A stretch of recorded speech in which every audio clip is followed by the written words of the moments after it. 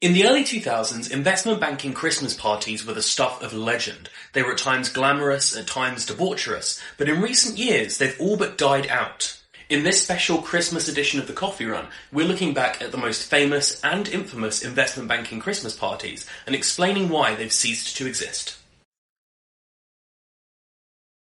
One senior banker speaking to us anonymously in 2019 said one of his earliest Christmas parties featured unlimited Dom Perignon champagne, unlimited Cuban cigars, as well as rows of ice sculptures and an extravagant after-party paid for by the MDs. And that's just the tip of the iceberg.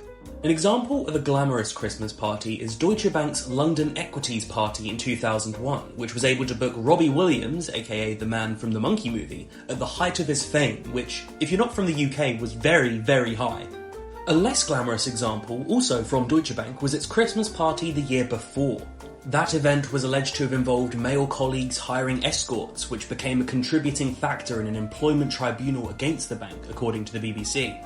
An employment tribunal against Goldman Sachs alleged that the same thing happened for its Christmas party in 2007. The Standard reported allegations of call girls wearing short black skirts, strapless tops and Santa hats.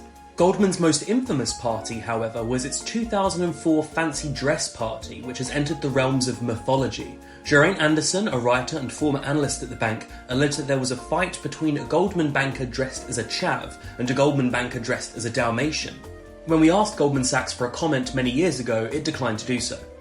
A banker writing for The Standard years later suggested that the chav had failed to get a promotion that year, and the Dalmatian was a member of a rival team who interrupted his attempts at motivating himself in a bathroom mirror. These are Bank's London parties, but what of New York? In 2007, UBS supposedly held a lavish Christmas party for its wealth managers in the American Museum of Natural History. One party held by Deutsche Bank in 2009 became famous for what happened after it ended. The bank had an open bar for its employees at an elite New York City lounge, but when that was over, 100 bankers packed into a bar that had only one working bartender. While most were well behaved, some were racing each other to finish car bomb shots, multiple vomited on the floor, and others made a commotion when the long line made it hard for anyone to get a drink. That same year in London, the bank hosted a party at the Cuckoo Club, an exclusive private members club. These both came after the bank announced it was stopping Christmas parties in 2006. Sometimes the Christmas parties could actually help your career. At the RBS Leveraged Finance Party, John Huracan was said to have impressed a crowd of 500 people by samba dancing with a pair of Brazilian dancers. He went on to become CEO of its investment bank. Other times these parties have horrendous endings. After Morgan Stanley's fixed income underwriting party in 2012, the bank's head of US underwriting, William Bryan Jennings, was driven home via cab from Manhattan to Darien, Connecticut. He was alleged to have been drinking and, after being dropped off home, the cab driver alleged that he pulled a knife on him and refused to pay the fare. He was subsequently fired from the bank, but criminal charges were dropped. Merrill Lynch's 2001 Christmas party in New Zealand ended tragically for Gareth McFadden, a 24-year-old analyst. The party was Hawaiian-themed and he wore a synthetic grass skirt. A 26-year-old banker reached under a toilet cubicle to light his skirt on fire during the party, and he ended up suffering burns to 95% of his body, subsequently dying 3 days later. These kinds of events, coupled with the aforementioned tribunals, increased regulatory scrutiny, and of course the 2008 financial crisis, were enough to dissuade banks from hosting such lavish parties into the 2010s. A final nail in the coffin came from Ardith Lindsay, a female ex-Citi MD who alleged in a lawsuit that she was assaulted by a managing director following a Christmas party in 2007 when she was just a 24-year-old analyst. Before the alleged assault, the MD had threatened to fire her if she left the party. He ended up leaving the bank in 2009, and Citi is fighting Lindsay's claims, which go further than just the party, in court. Investment banking parties today are a far more tepid affair. The banker we spoke to in 2019 said his latest Christmas party was pushed back to January to save money, renamed to be a holiday party, and ended at 10 p.m. While older parties were full of his bank's most important clients, that party didn't feature a single client on the dance floor. Nowadays, the most extravagant parties in finance are seemingly neither held by investment banks nor held at Christmas. Instead, it's Halloween parties at hedge funds that are rising in prominence. Citadel's CEO Ken Griffin has held them for the past 10 years, and they've been described as very theatrical events. These, in contrast to the banking parties, are family-friendly events featuring people dressed as lions, magicians, and pirates. That's probably for the best. Elsewhere in finance, another facet of the holiday season is that it's also bonus season. We surveyed over 2,000 finance professionals to assess their outlook for their bonuses, and they're ambitious, to say the least. Overall, respondents expected their bonuses to rise about 50%. Bonus expectations are a little lower on the sell side, a little higher at hedge funds, but it's private equity and credit that have the highest hopes. The former expects their bonuses to rise 61.4% on average, while the latter expects theirs to rise 68.2%. While fundraising issues have made it a difficult time to work in private equity, the secondaries market boom seems to have kept hopes afloat. One APAC-based junior working for KKR said that the sector is booming. Others, presumably less active in the secondaries market, have said their firm's ability to fundraise will correlate to smaller bonuses. Within banking, it's the Asian and Middle Eastern banks that were the most hopeful. Employees at the Abu Dhabi investment bank are expecting their bonuses to almost double, while employees of Singaporean bank DBS expect their bonuses to rise 85.8%.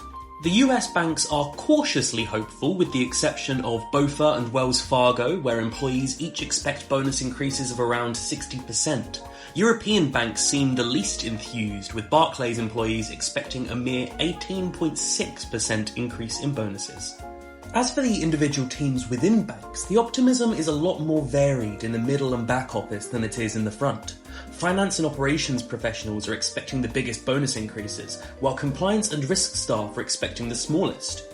Front office staff in investment banking and sales and trading are each expecting similar bonus increases of roughly 50%. Bonus expectations are moderately tied to gender and heavily tied to age. Like last year, women expected larger bonuses on average than men, although the gap narrowed somewhat. Bankers in their 20s, meanwhile, expected far larger bonuses by and large across the board. This is partly down to the broader banking hierarchy, as a lot of those people will have just been promoted from analyst to associate or from associate to senior associate or VP. Those roles are more likely to pay higher bonuses.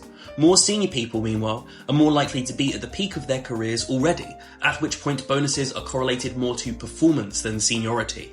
We'll be releasing more articles on the results of our survey next week, so stay tuned for those. Also, a major development at Goldman Sachs has occurred. The bank is splitting its famous Technology, Media and Telecom, or TMT group, in two. It's now going to run a global technology infrastructure group and an internet and media group. The infrastructure team will be led by Yasmin Kupal, a Goldman partner and 21-year lifer in San Francisco, as well as Jason Tofsky, another partner based in New York. The media team will be ran by Brandon Watkins, a rather young Goldman partner who made Forbes 30 Under 30 list while working as a VP in 2017. His co-head is Alekia Upalapati, another rather young MD who joined the bank just a year before Watkins. They too are based in San Francisco and New York respectively. Goldman's split represents a broad split within the technology industry itself as infrastructure firms like Nvidia become more prominent. The interesting question for bankers themselves is what team will be the better one to work for and who will pay the bigger bonuses? TMT bankers are notoriously overworked across banking, and the juniors within Goldman's TMT group famously published a survey back in 2021 that revealed the intense working hours of junior bankers to bring light to the issue. Time will tell where you should want to work, and where we're at in the current cycle or bubble may well play a role going forward. Thank you for watching The Coffee Run. If you want to receive daily news updates on stories like these, click the link below to subscribe to Morning Coffee, our newsletter that breaks down the biggest stories in banking and financial services from Monday to Friday every week. We'll be taking a short break from these videos until the new year, and then every Friday we'll be taking a look back at one of those stories in more detail and letting you know the other important stories you might have missed. If you want to see more of The Coffee Run, like this video and subscribe to the channel.